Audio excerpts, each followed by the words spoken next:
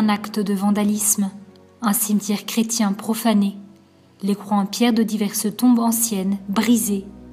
Les faits sont arrivés dans le monastère salésien de Beth Jemal, situé à environ 30 km de Jérusalem-Ouest, près de la ville israélienne de Beth Shemesh.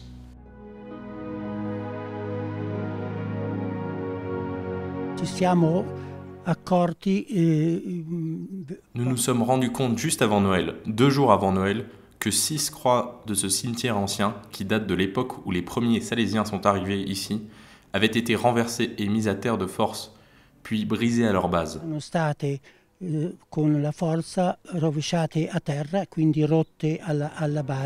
Ce n'est pas la première fois que le monastère est vandalisé. La première fois remonte au 27 septembre 1981, lorsque plus de 30 croix du monastère, à l'époque en bois, avaient été brûlées et détruites par des assaillants inconnus. Il y a 8 ans, une bombe avait été posée sous un tracteur et il y a 2 ans, les murs de l'édifice habité par les sœurs avaient été défigurés par des graffitis blasphématoires en hébreu.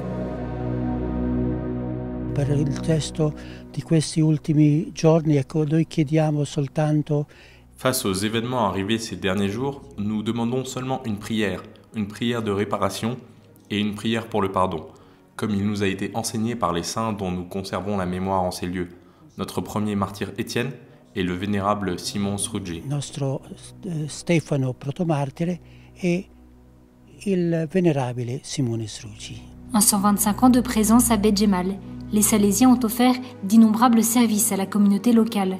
Et depuis quelques années, ils ont redécouvert leur charisme à travers la rencontre des Israéliens.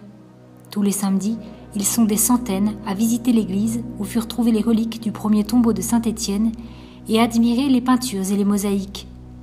Et c'est justement cette coexistence pacifique qui a grandi au fil des années que Don Ilario Martinelli, directeur de la communauté salésienne, souhaite conserver.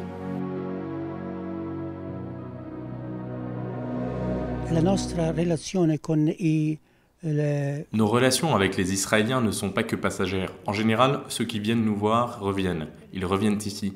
Ils reviennent et parlent toujours d'un lieu de paix, d'un endroit paisible.